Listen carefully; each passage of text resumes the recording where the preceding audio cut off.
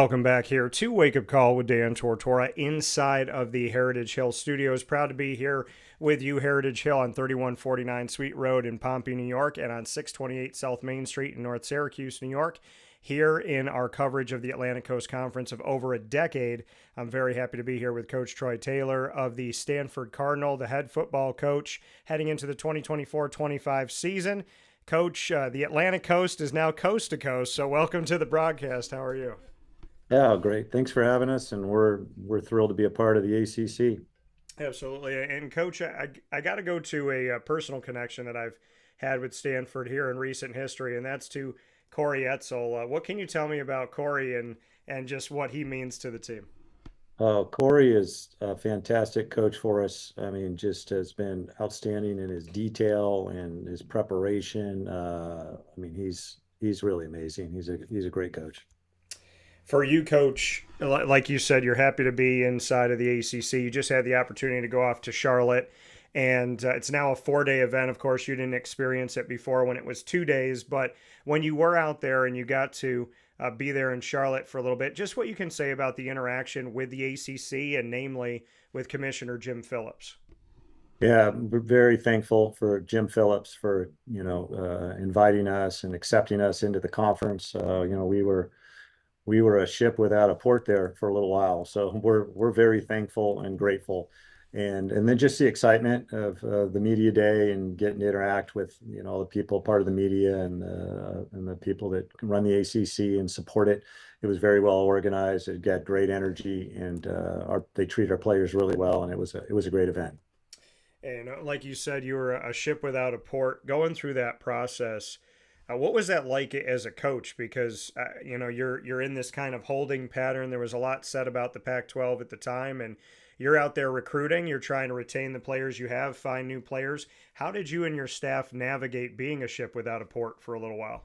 Yeah, we do. We were honest with our recruits. Most of our recruits were committed and felt great about them. And then, obviously there's a ton of media, which is to be expected that we're not in a conference. And, I just kept leaning on the fact that Stanford is an unbelievable institution. We have a great history in our program, and that we are going to end up in a great conference, and it'll work out for us. And so it was, I don't know, 10 days or so, but it did. It worked out luckily. We ended up feel like we're very blessed to be in the ACC, great academic institutions and rich football history, a lot of great players, a lot of great coaches, a lot of great venues. So our players were thrilled. I think it was the night before our opening game last year, and our recruits really responded well. A lot of our recruits come from that part of the country, up that East Coast. So they're excited that, we're going to be making 3 games a year out there. So their families and friends, might be able to make a short or long drive to see him play. Well, and that's one of the things too when it comes to recruiting was how much of this is going to change for you. But like you said, up and down the East Coast is where you already have built connections. So do you feel any type of shift in recruiting at all, or because of that connection, those connections you've already made up and down the East Coast, does it feel like, hey, it's a different conference, but we're still being who we are when it comes to recruiting? Yeah, I think it does. I think we always have a very strong pull with a certain student athlete. So that hasn't changed. And I think the fact that they know they're going to have, 3 games out on that coast, I think it does help. There's some excitement about that. So we've always, we'll recruit the same areas we always have. We'll always be a national recruiting team. But I do think it helps in recruiting. And looking at the schedule, like you said, you talked a little bit about how it's going to break down here. I was looking over this schedule in my coverage of the ACC, and I don't know how you feel about it, Coach, overall, but I feel like Stanford, at least in my opinion, got one of the better schedules. When you look at starting off against TCU at home and then Cal Poly, you're going to come to my hometown of Syracuse, New York for the first ACC game that you'll ever play as a member of the conference and the first ACC road game. And then you'll stay on the road with Clemson, and then the first ACC game at home is Virginia Tech. So I want to start there. Your first ACC road game, Syracuse, first ACC home game, Virginia Tech. What can you say about those two opportunities, knowing that these are going to forever be etched in history as your first ACC road and first ACC home? Yeah, I think, in terms of the schedule, I think it's a difficult schedule. We played one of the toughest schedules in the country last year in the Pac-12. And I think this one will be really challenging as well. It's teams change, they merge, all those things, but we know one thing that Syracuse is going to be fired up and ready to play in a great venue. I've heard it's very loud. And we play in Clemson. And then you mentioned the other teams, Virginia Tech, and we play Louisville. We play a lot of good teams. So the challenges are going to be great. Our guys are really excited. They're excited to play at new places, most of them have never been before. A couple stadiums I've never been at. So very excited. They're going to be challenging, but that's why you do it. Week to week, it's going to be great coaching, great players, and great venues. And when I was looking at the schedule, and I said, in the sense of being a positive kind of road for you later on in the season, when you play SMU, that'll be at home, and then you will stay at home to face off against Wake Forest for reunion and homecoming weekend. Then you'll go on the road to North Carolina State. Then you get a bye week, and you'll be in the state of California for your last three games: Louisville at home, then Cal in Berkeley, California, then San Jose and San Jose State and San Jose, California. So scheduling wise, as far as that conversation that people were having of the jet lag toward the latter part of the season, it's home, home, road, break, and then in the state of California for the final three. Do you find that to be the best case scenario, so to speak, as you get used to being all over the country potentially for this ACC? Yeah, I think schedule wise, we have 8 games where we're in the Bay Area. So that's pretty beneficial. And then, but you're going to have to play well no matter where you're playing. These are good teams, or like I said, they're well coached. But yeah, I think anytime you can have those stretches where you're local and you're not traveling too much after having, 2 trips back to back with Syracuse and Clemson.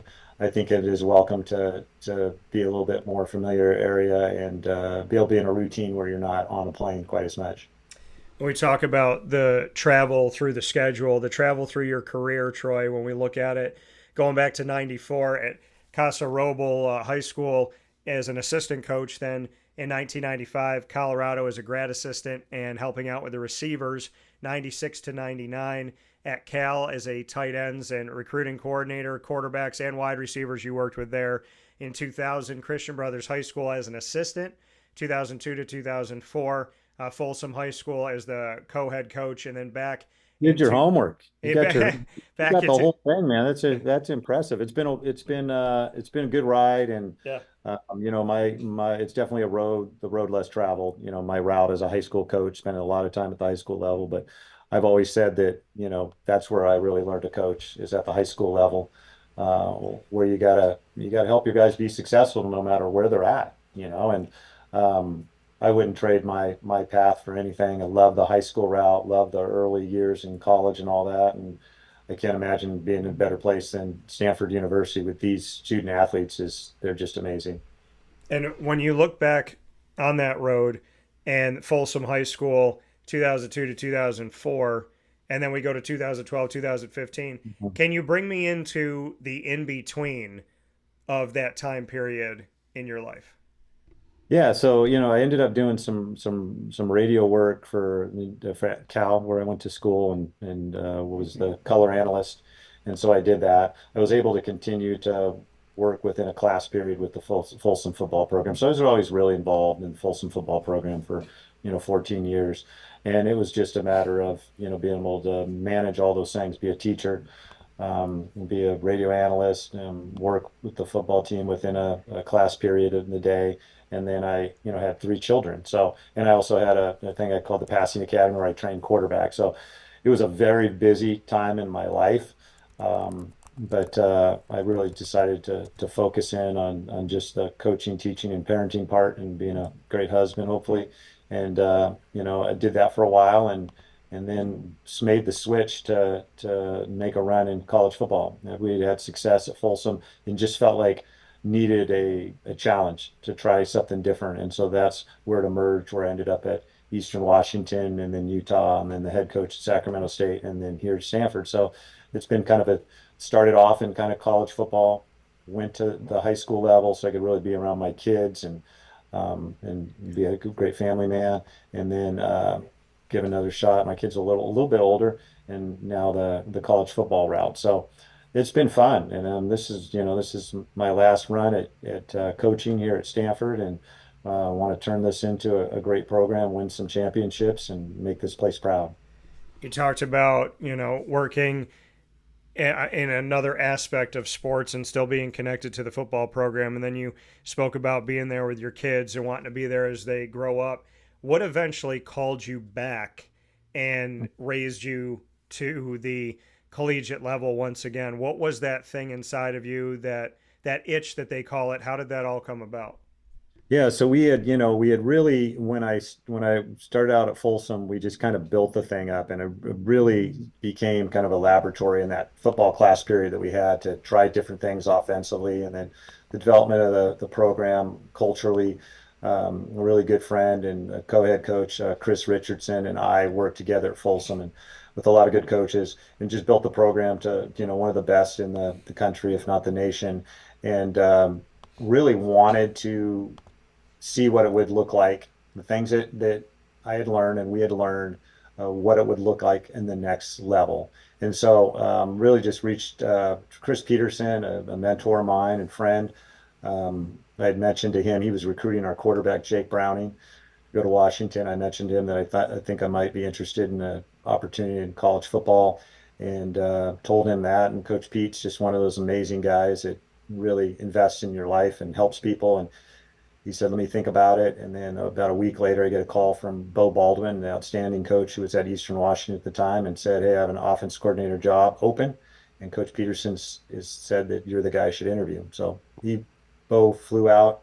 We talked football for 4.5 hours and really connected. He's an incredible person, incredible coach.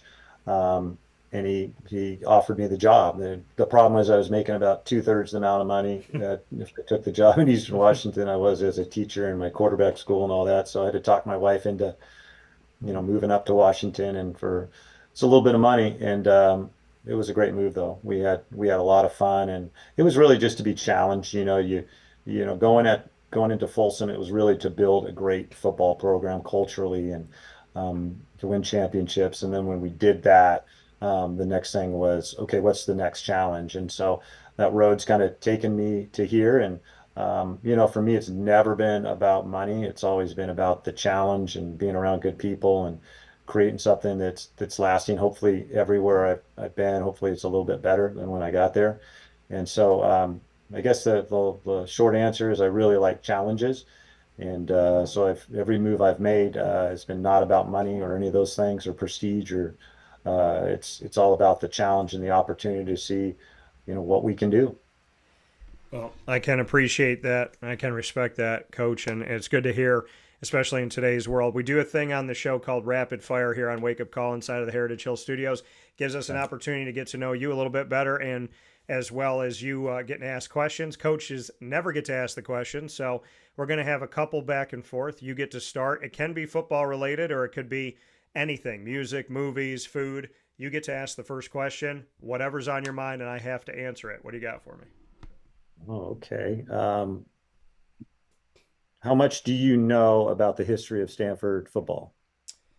I know some pieces here and there, some players, and then obviously, like I said, the connection to Corey. My big thing with Stanford is growing up on the East Coast. What I know about Stanford is the prestige of the school, and when I think about Stanford, I think about you better you better challenge yourself. You better be prepared to be educated in a big way. And so I would say when I hear the name, I always think it makes me kind of think Ivy League type of education. And it makes me think history when it comes to education and football, that there's a level that you hold at Stanford that is probably far and above the average level, is what I would say my first knee jerk reaction is. All right, great answer. My All right, question, what do you got for me? what'd you say? Am I up or are you up now? Yeah, I'm up. So I'm going to ask you this. So the Stanford Cardinal. So people say, okay, Cardinal is the name. We see a Christmas tree. How would you describe the mascot of Stanford? unpredictable, creative, and energetic. That it's great. They run a contest to see who will be the mascot, and then they get to design their costume, which is pretty cool. So you never know what our mascot's going to do, and it's usually something really creative. All right, I love that. What's your final question for me? Okay, my final question. I love that you know about the prestige of Stanford University academics. In the past 10 years, what team on the West Coast has had the most NFL draft picks in the last 10 years? It's a loaded question.